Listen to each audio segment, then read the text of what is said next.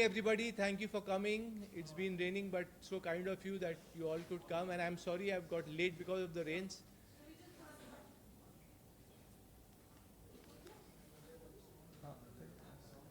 हाँ अभी ऑन है हाँ अभी ऑन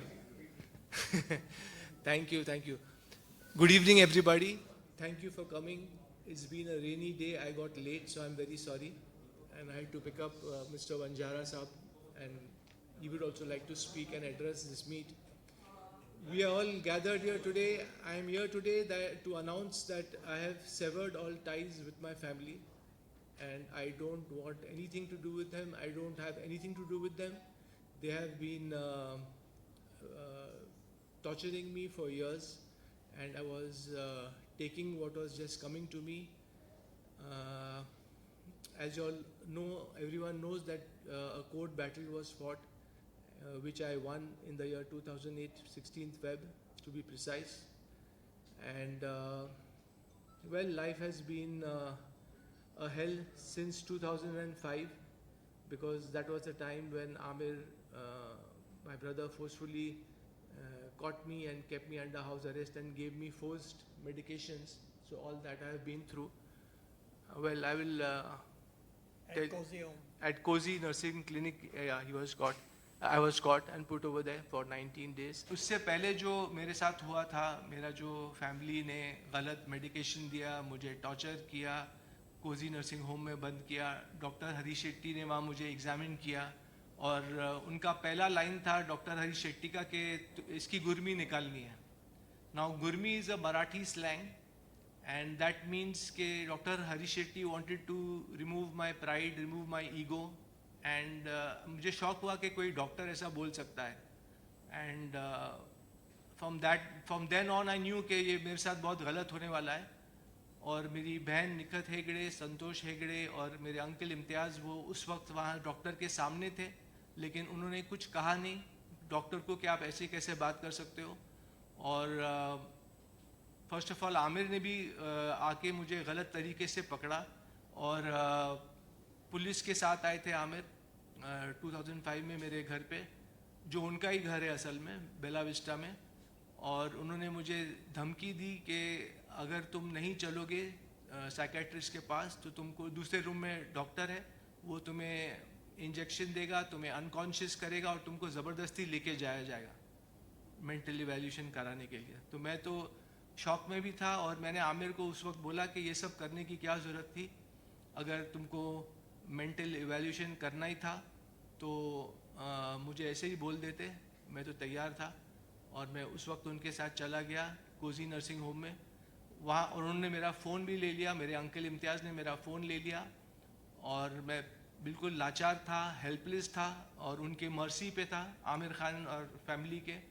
और फिर डॉक्टर ने जब ऐसी बात की तो मुझे मालूम पड़ गया कि मेरे साथ बहुत गलत होने वाला है और मुझे हर चीज़ सहनी पड़ेगी. लेकिन उस दिन भी मैंने उन लोगों को कहा था कि मैं एक चीटी हूँ. मेरे सिस्टर निखत और संतोष हेगड़े को मैंने कहा था कि मैं चीटी हूँ इस वक्त, लेकिन एक दिन आएगा जब चीटी भी हाथी को मार गिराएगी, और शायद वो दिन आज आ गया है. मैं सबके सामने ये कहना चाहूँगा कि मेरे साथ बहुत गलत हुआ, और मैंने बहुत सहा उनकी, और उनके टॉर्चर को सहा मैंने. बहुत ट्रॉमेटिक टाइम था मेरे लिए.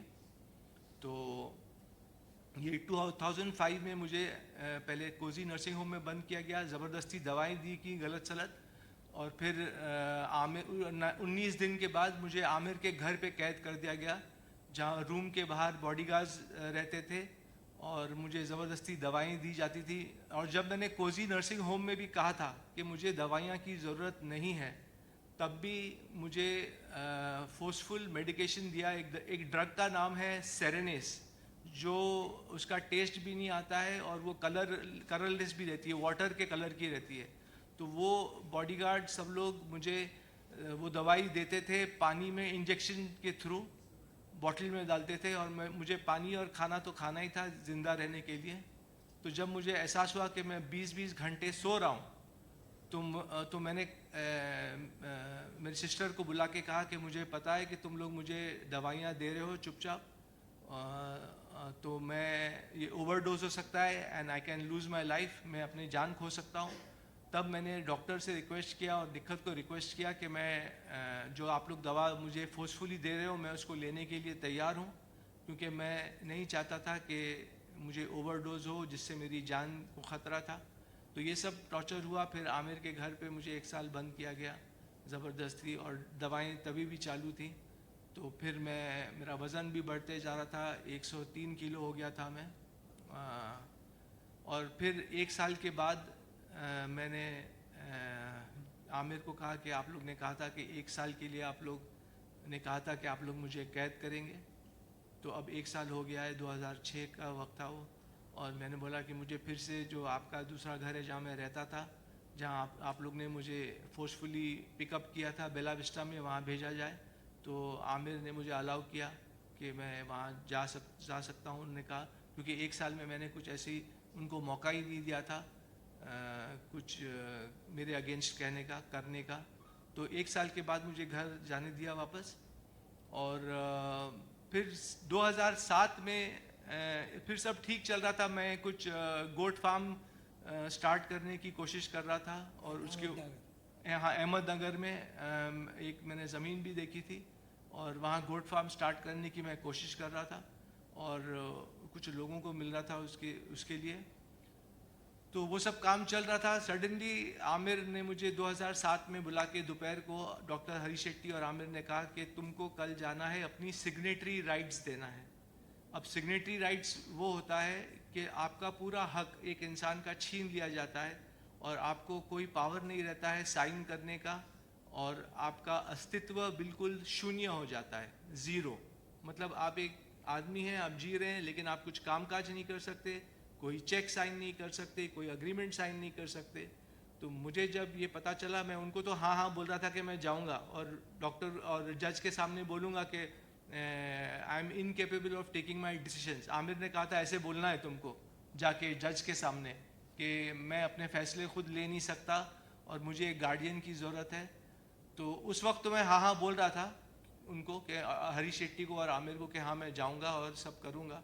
लेकिन मेरे दिमाग में चल रहा था कि मैं अपने आप को अब कैसे बचाऊं और इस चक्रव्यूह से कैसे निकल पाऊं। और तब मैंने फैसला किया घर जाकर कि मैं घर छोड़ दूंगा, और मैं घर से निकल गया, क्योंकि अब मुझे पता चल गया था कि मेरी फैमिली को मुझे टेक ऑन करना पड़ेगा। मेरी फैमिली मेरे ख़िलाफ़ है, और मुझे अपनी फैमिली के सामने लड़ना पड़ेगा, खड़ा होना पड़ेगा। और तब मैंने फ़ैसला लिया घर छोड़ने का, और मैं अपने दोस्त एक इंस्पेक्टर हैं मिस्टर सनके, उनको मिला, और उनसे मैंने राय ली कि मैं ऐसे ऐसे फंस चुका हूँ, मेरी फैमिली मुझ पर जुल्म कर रही है। उनको सारा मामला मैंने बताया। तो मिस्टर सनके ने कहा कि आप जाइए और आप एक गवर्नमेंट हॉस्पिटल में अपने आप को इवैल्यूएशन कराइए। और सनके ने कहा आप तैयार हैं कराने के लिए? तो मैंने कहा हाँ बिल्कुल, अगर मैं बिल्कुल कराऊंगा इवैल्यूएशन मेंटल, क्योंकि अगर मैं सच में पागल हूँ तो मुझे फैमिली के पास जाना चाहिए और फिर मैं जाऊँगा। तो मैंने KEM हॉस्पिटल में जाके बहुत मुश्किलों से मैंने टेस्ट दिया, क्योंकि जब आप जाते हैं, कोई इंसान जब जाता है गवर्नमेंट हॉस्पिटल में टेस्ट करने को, तो आपको वो बगैर एक फैमिली मेम्बर के टेस्ट भी नहीं करते। तो फिर मैं फंस गया फिर से, क्योंकि कोई सब फैमिली मेम्बर्स मेरे ख़िलाफ़ थे। तो फिर मैंने कैसे भी अब्बाजान को कांटेक्ट किया, और अब्बाजान ने कहा कि मैं तुमको एक लेटर दे सकता हूँ कि तुम नॉर्मल हो और तुम्हारी जांच की जाए। तो वो लेटर के बेसिस पे मेरा टेस्ट हुआ KEM हॉस्पिटल में। ये 2007 की बात है, 2007 अक्टूबर। और फिर मेरे इंस्पेक्टर दोस्त जो थे सन के, उन्होंने कहा कि आप 2-4 दिन के लिए ज़रा गायब हो जाइए जब तक ये रिज़ल्ट्स नहीं आते, और जब ये रिज़ल्ट्स आ जाएंगे तो आपको कोई कैद नहीं कर सकेगा, आमिर फैमिली, आपको कोई ख़तरा नहीं रहेगा उनसे। तो आप ये रिज़ल्ट्स आने का तक आप गायब हो जाइए। तो उस वक्त मैं खंडाला चला गया था, और पता नहीं कैसे भी, पता नहीं फैमिली को कैसे पता चल गया, और उन्होंने पुलिस भेजा मुझे अरेस्ट करने खंडाला में। और जब पुलिस बीच रात में आई खंडाला, तो मैंने उनको पूछा कि आप लोग क्यों, उन्होंने बोला आपको चलना पड़ेगा हमारे साथ, हम खार पुलिस स्टेशन से हैं। तो मैंने कहा कि लेकिन पुलिस को मैंने ये पूछा कि मैंने गलत क्या किया है। पुलिस जब भी पकड़ती है जब आपने कुछ गलत किया हो। तो मैंने पुलिस को क्वेश्चन किया कि आप मुझे किस सिलसिले में पकड़ रहे हैं, आपके पास वारंट है क्या है, आप और आप किस जुर्म में मुझे पकड़ रहे हैं। लेकिन उन्होंने कहा कि आपकी मदर और सिस्टर ने एक कंप्लेंट डाली है पुलिस स्टेशन में कि आप सोसाइटी को के लिए हार्मफुल हैं, आप डेंजरस टू सोसाइटी हैं, और आपको स्किज़ोफ्रेनिया है, ये उनके डॉक्टर्स बोल रहे हैं। तो मैंने कहा ये सब झूठी बातें हैं। तो उन्होंने बोला खैर आपको चलना पड़ेगा, आप चलिए हमारे साथ। तो मुझे उनके साथ चलना पड़ा, क्योंकि वो होटल वाले ने भी बोला मुझे कि हम आपको रहने नहीं देंगे। तो ये सब हुआ बीच रात में खंडाला में, और मैं पुलिस के साथ मुझे आना पड़ा। पुलिस को तो ऑर्डर मिला था कि कैसे जैसे तैसे भी फैसल को पकड़ के लेके आओ। तो पुलिस भी लाचार थी, उन्होंने मुझे मजबूर थी, और उनको ऑर्डर दिया गया था कि फैसल को पकड़ के लेके आओ जहाँ से भी। तो ऐसा हुआ, और मुझे पुलिस के साथ जाना पड़ा। और फिर मेरा फ़ोन ले लिया गया। मैं खार पुलिस स्टेशन में सो गया, और जब सुबह उठा तो मुझे मेरा फ़ोन मिला, क्योंकि इंस्पेक्टर सनके ने जो खार पुलिस स्टेशन के इंस्पेक्टर थे इंचार्ज, उनको फ़ोन करके कहा कि इनको फ़ोन दे दो वापस फैसल को। तब मुझे मेरा फ़ोन मिला, और मुझे पता चला कि मुझे कोर्ट में लड़ना है केस। अभी मेरी मदर जीनत ताहिर हुसैन और निखत हेगड़े ने केस डाल दिया है आपके ऊपर, तो आपको केस लड़ना पड़ेगा। तो तब मैं फ़ोन खोल के मैंने जो ABCD ए अल्फ़ाबेट से स्टार्ट किया, और मैंने फ़ोन लगाया अब्दुल रहमान को, जो देवनार चेंबूर में स्लॉटर हाउस में वो कुछ प्रेसिडेंट थे उस वक्त। तो वो मेरे साथ गोट फार्मिंग का जो मैं खोलना चाह रहा था फार्म, वो उसमें इन्वॉल्व थे, और वो मुझे गाइड कर रहे थे। तो उन्होंने कुछ वक्त मेरे साथ बिताया था उस वक्त। तो उन्होंने जब सुना कि मेरे ऊपर केस आ गया है, तब मैंने उनको बोला कि मुझे एक वकील की ज़रूरत है। तो उन्होंने मुझे बोला ठीक है, मैं आपको मिलता हूँ 10 बजे इधर बैंड्रा ईस्ट के कोर्ट में, और एक वकील के साथ मिलता हूँ। तो तब जाके एक वकील मिस्टर ऐसे वासिद आए, उन्होंने मेरा केस टेक ऑन किया।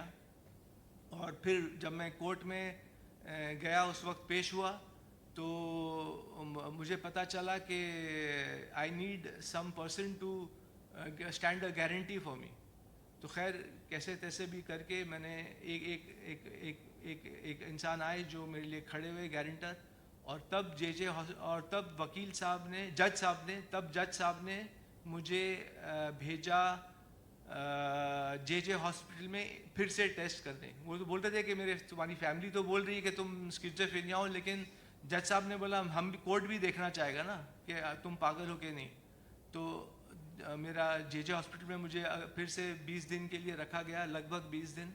और वहाँ मेरा पूरा टेस्ट हुआ, वो फिर कोर्ट केस लड़ा गया। फिर वंजारा साहब भी मुझे मिलने आए मेरे डैडी के साथ जे हॉस्पिटल में। वहाँ मैं उनको पहली बार मिला, और मेरे डैडी ने कहा कि ये लॉयर हैं मिस्टर वंजारा, एडवोकेट, और ये तुम्हारा केस भी लड़ेंगे, मेरे साइड से खड़े रहेंगे, मतलब अब्बाजान के साइड से।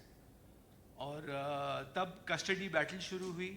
आमिर चाहते थे कि वो मेरी कस्टडी ले, आमिर और फैमिली चाहती थी कि वो मेरी कस्टडी लें और मुझे फिर से दवाइयाँ खिलाएं। लेकिन क्योंकि वंजारा साहब थे और अब्बाजान मेरे लिए खड़े हो गए थे, तो जज ने, जो नेचुरल गार्डियन होता है फादर, उनके फेवर में डिसीजन दिया, और मुझे कस्टडी मेरे फादर को मिली। और जज साहब ने ये भी कहा, मैंने आप लोग को एक वर्डिक्ट भी दूंगा, जो कोर्ट का वर्डिक्ट है वो आप लोग उसके थ्रू जा भी सकते हैं, कि कोर्ट ने मुझे क्लीन चिट दी है, मैं केस जीता। और जज साहब ने मुझे एक तो टेस्ट कराया जे में, और फिर मुझे कुछ कंडीशंस रखी थी कि मैं रोज़ जाके पुलिस स्टेशन में हाज़िरी दूं, और जो भी जज साहब ने कहा था मैं पूरा उसके ऊपर मुकम्मल उतरा, और मैं सब करते गया। और फिर जब अब्बाजान के ऊपर प्रेशर पड़ा मॉनिटरी, तो अब्बाजान ने भी मेरा साथ छोड़ दिया, और उनका पैसा पानी बंद किया गया फैमिली के थ्रू। तो ये सब हुआ, और अब्बाजान ने मेरा साथ छोड़ दिया। लेकिन ऊपर वाला है, तो जज साहब ने बोला कि मैं आमिर को कस्टडी नहीं दूंगा, मैं फैसल को छोड़ दूंगा टू लिव अ लाइफ। तो जजमेंट में उन्होंने लिखा है कि पर्पसली ही left me alone to see how I react in society. And how I deal with society. तो ये जज साहब का बहुत अच्छा एक फैसला था और उन्होंने मुझे जीने दिया। मैं जी रहा था, तब तक केस भी चल रहा था, मैं सब सोशल एक्टिविटीज़ कर रहा था, उसका प्रूफ मैं जज साहब को दे रहा था हर हियरिंग पे कि मैं मेरी क्या क्या एक्टिविटीज़ हैं। और फिर केस चला और फिर 4 महीने के बाद फेब 16 को मुझे वर्डिक्ट दिया गया। जज ने कहा कि you are a normal person and you can live your life freely as a Indian citizen and you don't have paranoid schizophrenia. और ये सब करके मुझे एक क्लीन चिट मिली, मैं केस जीत गया, केस मेरे हक में गया और तब मैं अपने कामों में फिर से लग गया। तो ये पूरी स्टोरी थी। और जो मेरे साथ हुआ तो मुझे बहुत टॉर्चर सहना पड़ा इस दौरान। फिर मैं घर से बाहर रहा और बस ज़िंदगी चलती गई। मैं अपने काम काज में व्यस्त हो गया, बिजी हो गया, काम ढूंढने की कोशिश कर रहा था। उस दौरान कुछ लोग पूछते हैं मुझे कि मुझे पैसा कहाँ से मिल रहा था, मैं कैसे जी रहा था। तो मेरी कुछ पॉलिसीज़ थी, LIC पॉलिसीज़, PPF फंड जो मैंने तोड़ा। फिर एक शख्स थे हारून भाई जिन्होंने मुझे जिनको मेरी कहानी पसंद आई, उन्होंने मुझे साइन कर लिया था उस वक्त एक पिक्चर के लिए। तो वहाँ से पैसा आया। जो ज़मीन मैंने ख़रीदी थी उस वक्त गोट फार्म के लिए अहमदनगर में, मैंने वो डील कैंसिल की, वहाँ से थोड़ा पैसा आया। एक बिग बॉस करके एक शो है जो मुझे बहुत लेना चाह रहा था उस वक्त, तो उनसे थोड़ा साइनिंग अमाउंट मिला मुझे। मैं शो में तो गया नहीं लेकिन साइनिंग अमाउंट मुझे मिला करीब 4 लाख उस वक्त। तो ये सब से मेरा गुजारा चल रहा था, मेरा गुजर चल रहा था और मैं एक रिस्पेक्टफुल ज़िंदगी जी रहा था।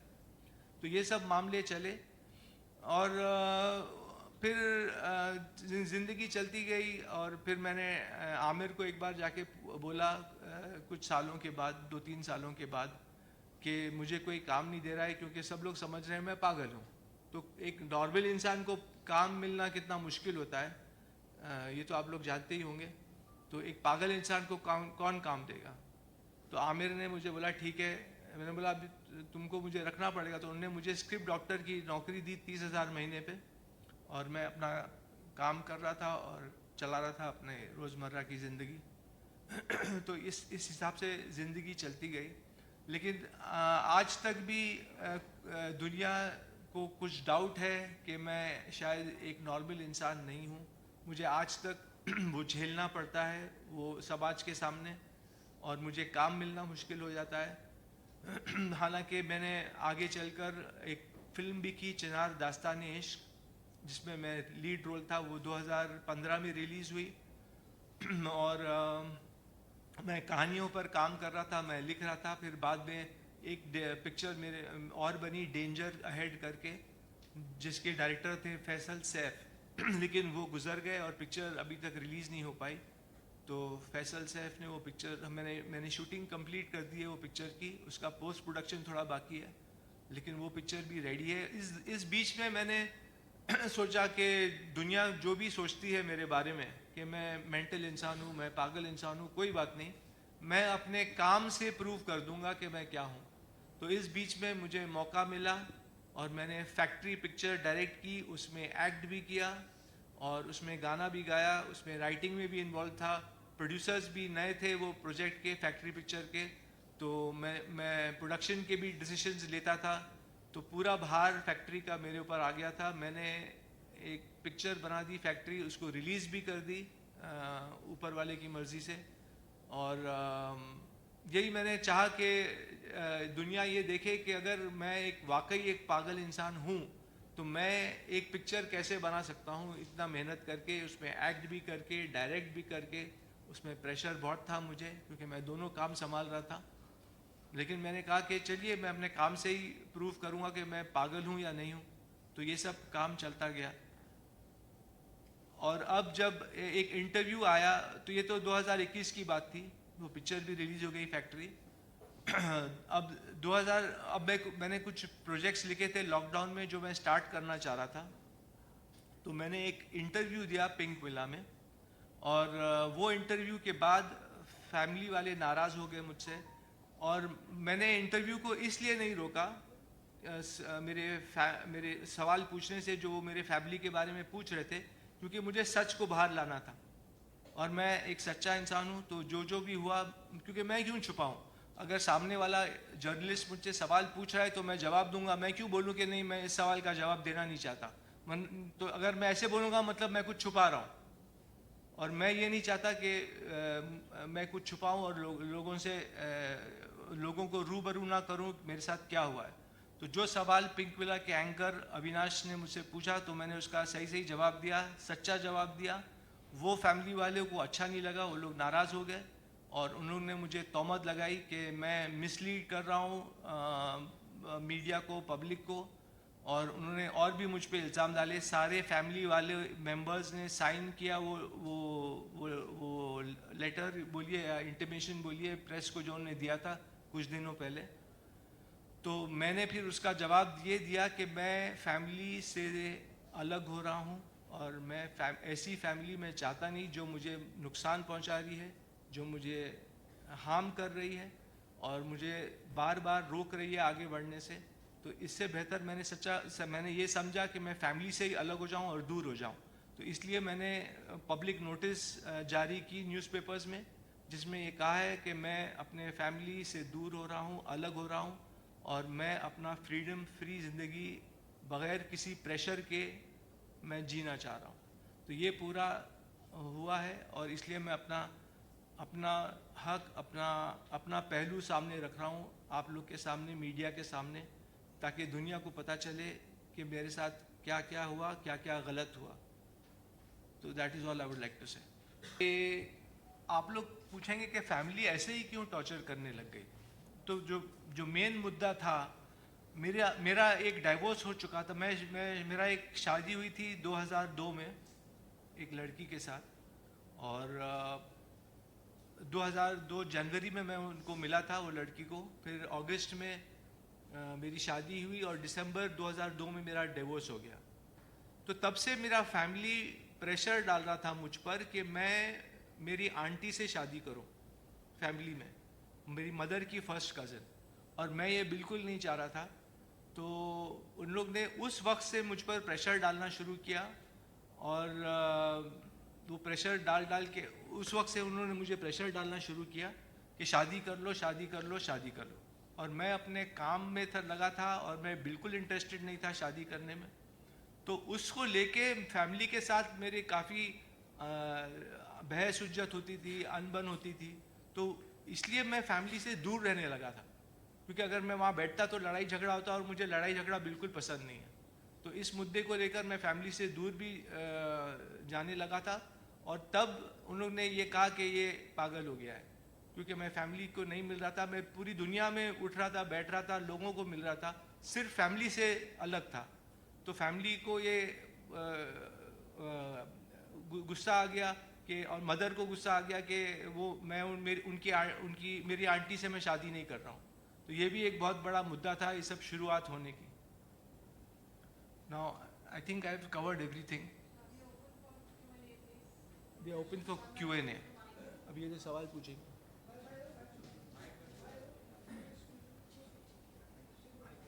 कौन सा भाई?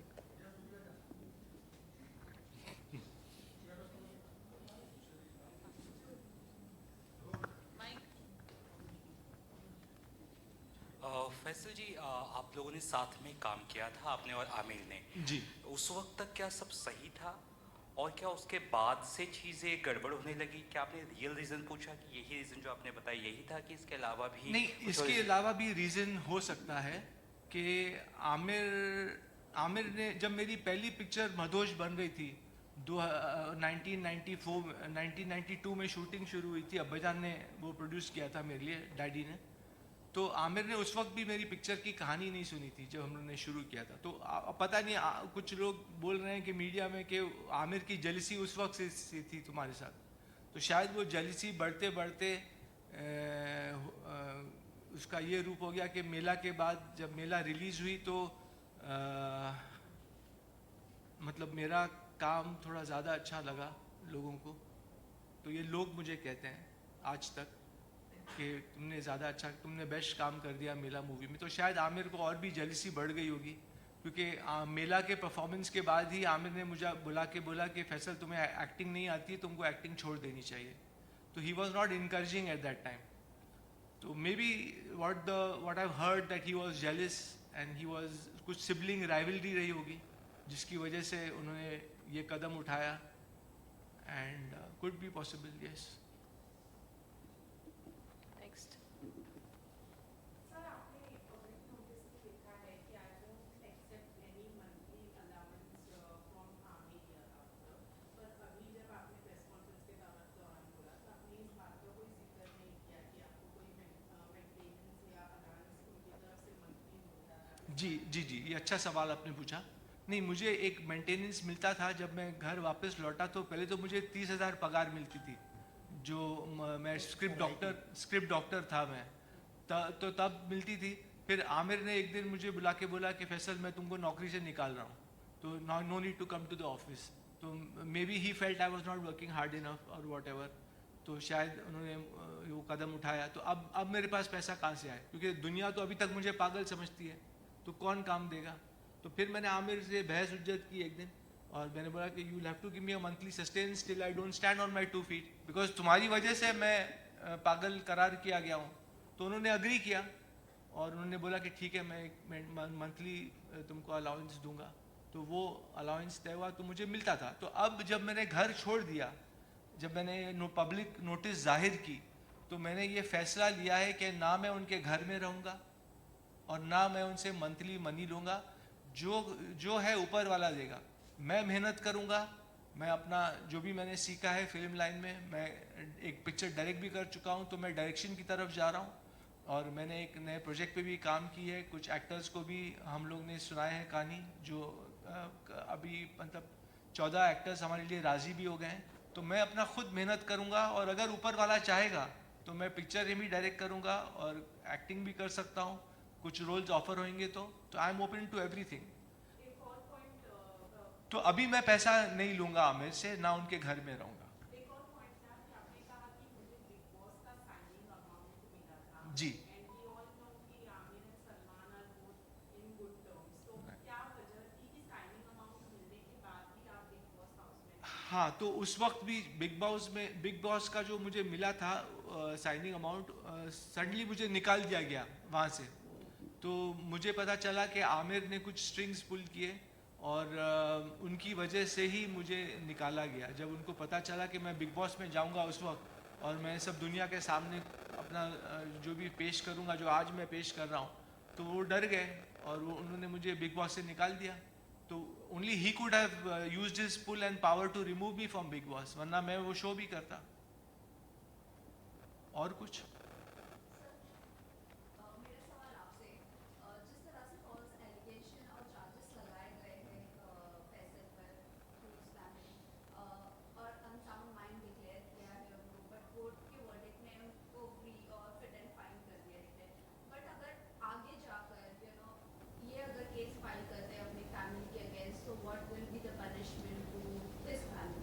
There is no punishment. We cannot say. She is asking about the writ petition, I think. What is the consequences of the writ petition? Yes. Consequences of the writ That will petition. be filing in the writ petition in the Honorable High Court, and they have to file their reply after notice to them. And that is the only thing. Then we'll come to know that what is the reply incoming.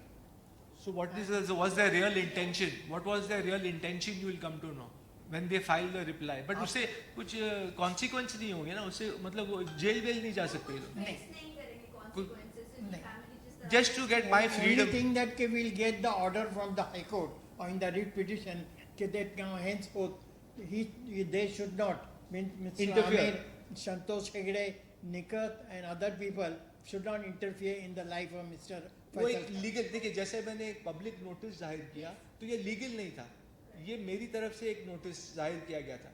लेकिन writ petition legally cutting होगा, उनको कुछ consequences नहीं होंगे, मतलब उनको ना कुछ सज़ा होगी ना कुछ होगा, लेकिन that will be a legal step that I am cutting all ties and you can't interfere in my life.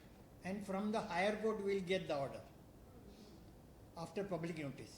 But there is no precedent कि जो past में आपके साथ हुआ उनके लिए punishment मिला उन्हें? क्योंकि आपके फादर ने तो आपको फिट एंड फाइन डिक्लेयर जी, किया था, जी। आपको भी मेडिसिन दिए गए थे, आपको पागल करार दिया गया था, उसके बाद आपको तो- लॉक किया गया था घर में, तो ये सारी जो साजिशें रची गई थी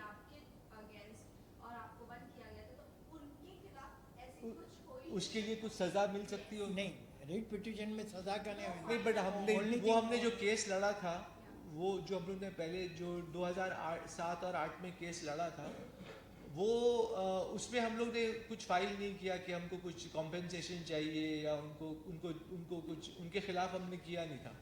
and I don't no, I was not interested in, I just wanted कि मेरा पीछा छूटे इन लोगों से और मैं अपने काम में जीऊँ और अपना काम करूँ. तो मेरा इंटेंशन ये नहीं था कि मैं उनको सज़ा दूँ या उनको कुछ वो दूँ. सज़ा तो ऊपर वाला देगा. सज़ा मैं क्या सज़ा देगा, लोग क्या सज़ा देंगे? जो सज़ा देना है वो ऊपर वाला देगा. वो हम लोग सब जो हैं दुनिया में देखेंगे कि क्या होता है आगे. तो मुझे तो जान छुड़ानी थी, अपनी जान बचानी थी, ना कि उनको सज़ा देना था. But how is it that other this way like Bollywood में एक तो आपने openly बात की है, जी. बहुत बड़ी बात है. Easy होगा आपके लिए आगे बढ़ना Bollywood में? What do you think? नहीं, I am going to try my best. And again I believe in God a lot. तो क्या होता है कि मैं खुदा ऊपर वाले में, भगवान में बहुत मानता हूँ. तो भगवान ही रोटी देता है, भगवान ही हमको हर सांस देता है. तो वो ही हर चीज़ करेगा. अगर उसने मुझे इस धरती पे लाया है तो उसकी भी जिम्मेदारी होगी कि फैसल को आज खाना कहाँ से मिलेगा और फैसल का काम आगे कैसे बढ़ेगा, वो उसकी जिम्मेदारी हो जाती है. और अगर होना है तो होके रहेगा, नहीं होना है तो नहीं होगा. और जब अल्लाह ताला इतनी बड़ी यूनिवर्स को संभाल रहे हैं, इतने लोगों को संभाल रहा है और वो बहुत रहीम और करीम है, तो why not to face us. Family में डैडी मेरे साथ थे जब तक उनको ऊपर मॉनेटरी प्रेशर नहीं पड़ा था, उनका फाइनेंशियल रोका नहीं गया था, तो वो मेरे साथ थे. लेकिन और कोई फैमिली में साथ नहीं है. Because I think they all, I don't know, maybe they want to be with Aamir and money is where the money is there everyone wants to be. So maybe they are supporting Amir and maybe Amir is doing some favors for them. Maybe Amir is making some movies for them. Because I've heard that he's made a movie for Mansoor's daughter also. Imran को भी उसने break दिया था. तो कुछ internal favours भी होते हैं, फैमिली पॉलिटिक्स होती है, तो वो शायद सब कर. So they want to lick up to Aamir. मेरे पास तो कुछ पैसा नहीं है, मैं फ़िलहाल तो कुछ बना नहीं सकता किसके लिए. तो maybe they want to lick up to Aamir and that's what they are doing. So this is all family politics. उसमें मैं पिस रहा हूँ. और उसके अंदर सबसे मेन रोल जो है मिस्टर संतोष हेगड़े एंड निकट. या मैं, आप लोग ने एक एनिमल पिक्चर देखी होगी जो बहुत हिट हो गई थी. उसमें मैं तो सल्यूट करता हूँ संदीप वांगा रेड्डी को. उन्होंने इतनी अच्छी तरह आजकल के रिलेशनशिप्स को दिखाया है. जब उसमें भी अगर आप देखें तो एल्डर सिस्टर कैसे बिहेव करती है और उसका ब्रदर इन लॉ कैसे बिहेव करता है.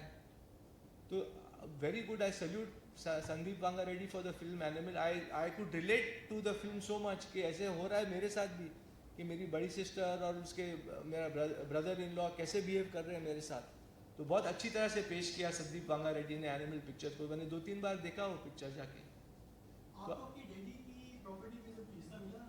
जी जी, डैडी के प्रॉपर्टी से मुझे कुछ हिस्सा मिला था और वो मैंने यूज़ अप कर लिया पिक्चर बनाने में और अपने काम में प्रूव करने को. जो फैक्ट्री पिक्चर मैंने बनाई थी तो उसमें यूज़ हो गया.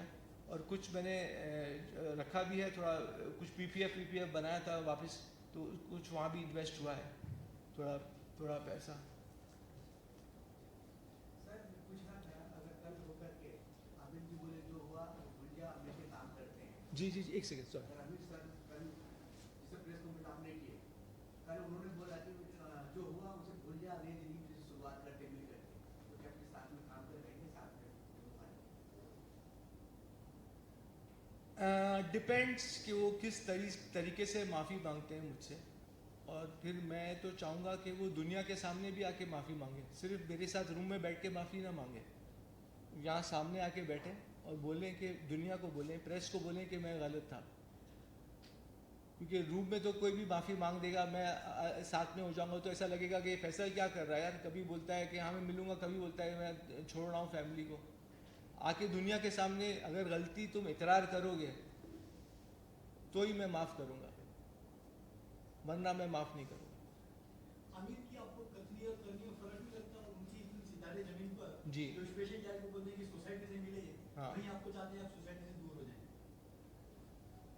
हाँ, वो तो वो नहीं चाह, आपका क्वेश्चन क्या था? वो सोसाइटी चाह जूझ था हाँ, कथनी और करनी। कहाँ कथनी जिस और- सारे जमीन पर जो स्पेशल चाइल्ड है, हाँ। वो चाहते हैं कि सोसाइटी से मिक्सअप हो। हाँ वहीं आपको चाहते हैं कि पागल नहीं, हाँ, वो- सोसाइटी से दूर हो जाए। हाँ, क्योंकि मैं स्पेशल चाइल्ड नहीं हूँ, मैं तो वैसा नहीं हूँ, लेकिन वो मुझ पर जुल्म करना चाह रहे थे, शायद जेलिसी की वजह से। जो इन साहब ने कहा अभी कि शायद जेलिसी होगी कि फैसल मुझसे आगे ना बढ़ जाए कहीं, तो मैं तो स्पेशल चाइल्ड नहीं हूँ, तो वो मेरे लिए स्पेशली वो नहीं, केस अलग हो जाता है। उनके सिविल लाइबिलिटी उनका सामने आती है और वो चाहते हैं कि इसको स्कॉच करो, इसको आगे बढ़ने ना दिया जाए। Because he could have helped me when I made factory movie also. I went to him कि यार ये पिक्चर मेरी कोई OTT में बात करिए आप, तो he didn't help me that time also. So he is not helping me, he is harming me on every level. So that's why I am declaring myself that I am cutting away all ties with him and my family. Anyone else? और एक और बात मैं कहना चाहूँगा कि जब family से मैं नाराज़ हुआ था तो मैंने एक लेटर लिखा था, और उस लेटर में मैंने, क्योंकि फैमिली मुझे बोल रही थी कि अरे यार तुम शादी करो, बहुत प्रेशर आता हर तरीके से आंटी के साथ। हाँ, मेरी आंटी के साथ। तो मैंने एक लेटर भी लिखा, उसमें मैंने ये लिखा, मैंने हर फैमिली मेम्बर की मैंने उसमें लिखा कि तुम क्या हो, तुम क्या हो, तुम क्या हो। मतलब जैसे मैंने बोला निखत एल्डर सिस्टर की 3 बार शादी हो गई, आमिर का शादी हुआ था, डाइवोर्स हो गया रीना के साथ, और फिर उनका रिलेशन था जेसिका हाइंस के साथ, जिसका उनका इलीगल बच्चा भी है, आउट ऑफ वेडलॉक। तो वो सब मैंने लेटर में लिखा था। किरण के साथ ही was living in that time.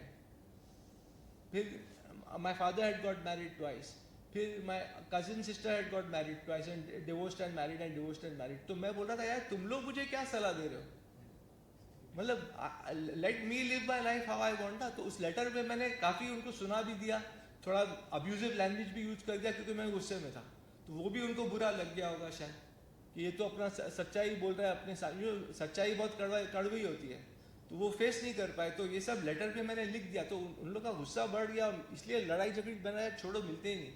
तो अब वो लोग प्रेशर डाल के बोला ये पागल हो गया, इसको पागल घोषित कर दो। तो ये सब फैमिली पॉलिटिक्स की वजह से भी ये सब हुआ था। तो आई think I have given quite a bit of explanation. और कोई सवाल है? नहीं, सही भी होंगे, नहीं सही है, इल्जाम नहीं है। व्हाट इज द फैक्ट से? क्योंकि कोर्ट का हमको वर्डिक्ट मिला है, हम इल्जाम नहीं लगा रहे हैं, ये हुआ है सब। अभी हाल फिलहाल में हमने ये देखा कि आमिर खान ने उनकी टीम की तरफ से एक स्टेटमेंट आया था, जी। उसके बाद आप लीगली जा रहे हैं आगे? नहीं, जो स्टेटमेंट आया था उसके बाद ही तो मेरा स्टेटमेंट आया कि मैं पब्लिक नोटिस दिया कि I am cutting all ties, I don't want to be with liars and all that. तो they are liars and they are misleading the press and the public. So I am cutting out all ties because they give a wrong reaction that I was lying. So I do not mix with hypocrites and liars. And that's why I gave the public notice that I want to cut all ties with the family. And मेरा verdict भी आप लोग पढ़िएगा क्या है। Public ये हाँ, दिया इनको। हाँ दिया है। ये बच्चा ये देखिए, इसको पकड़िए आप वहाँ से side. So one on this side. So one on this side. एक वो तो उनको दे दिया है ऐसे। यहाँ देखिए,